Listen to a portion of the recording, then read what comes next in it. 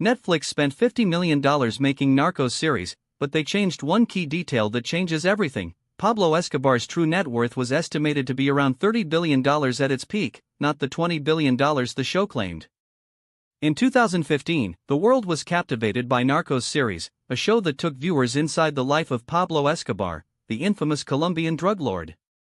With over 100 million viewers, Narcos Series became one of the most watched shows on Netflix, and its portrayal of Escobar's life and reign as the leader of the Medellin cartel kept audiences on the edge of their seats.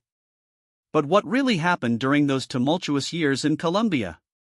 The Narcos series showed the world a dramatized version of Escobar's life, but the real story is far more complex and intriguing. By 1989, the show's success had sparked a global conversation about the war on drugs, with many questioning the true events that Narcos series depicted. In 1949, Pablo Escobar was born in Rio Negro, Colombia, to Abel de Jesus Dari Escobar and Hermilda Gaviria. Growing up in a modest home, Escobar's family struggled to make ends meet, with his father working as a farmer and his mother as a schoolteacher. By the age of 12, in 1961, Escobar was already involved in small-time crime, selling stolen cars and other illicit goods on the streets of Medellin. In 1976, at the age of 27, Escobar married Maria Victoria Henao, and they had 2 children together, Juan Pablo and Manuela. Throughout the 1970s, Escobar helped establish the Medellin cartel, and by the mid-1980s, his cartel dominated the drug trade, pulling in $420 million a week.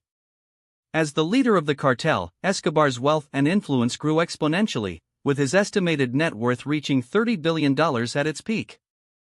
In 1982, Escobar was elected to the Colombian Congress, further solidifying his power and influence in the country. In 1985, the Medellin cartel was at the height of its power, with Escobar's empire stretching from Colombia to the United States. Narcos series accurately depicted the cartel's brutal tactics, including the murder of Colombian politician Luis Carlos Galán in 1989. However, the show also took creative liberties with Escobar's life, particularly in Season 1. As Juan Pablo Escobar wrote in his book Pablo Escobar, My Father, in 2016, his father's true personality and relationships were far more complex than the show portrayed. In a 1987 interview, Escobar himself stated, "I'm not a criminal, I'm a businessman." By 1991, the U.S. and Colombian governments had launched a joint effort to capture Escobar, and on July 9, 1992, he escaped from prison. In 1993, Escobar was killed in a shootout with Colombian police, marking the end of an era for the Medellin cartel. As the show Narcos series highlighted, Escobar's life was marked by violence and extravagance, with his private zoo and collection of exotic animals, including a herd of hippos, becoming a symbol of his wealth and power. By the time of his death, Escobar's empire had been largely dismantled, but the legacy of his cartel continued to shape the world of organized crime. One fact that Narcos series completely left out was Escobar's preference for younger women, with some reports suggesting he had relationships with girls as young as 14. In 1988, Escobar's son Juan Pablo received a Ferrari Testarossa valued at over $565,000 for his 14th birthday, despite the family sometimes struggling to afford basic necessities. The show also failed to mention the full extent of Escobar's philanthropy, including the 84 football fields he built for the poor in Medellin. In 1985, Escobar's cartel was responsible for the murder of over 200 police officers in Colombia, a fact that Narcos series barely touched on.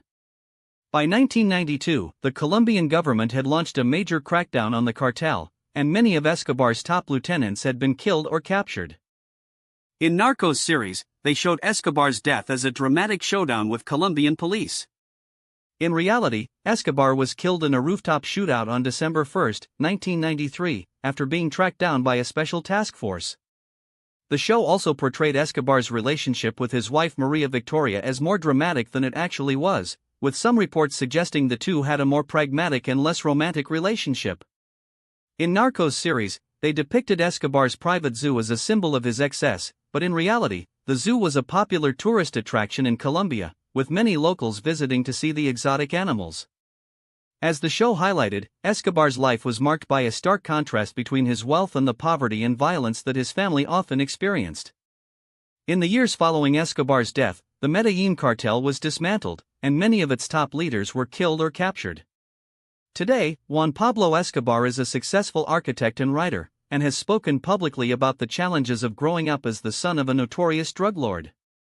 As we look back on the life and legacy of Pablo Escobar, one question remains: what would have happened if Escobar had been captured alive and brought to trial? Follow Dark Crime Decoded for more real stories behind your favorite crime series, including the true story of the Cali cartel, which will be explored in our next video.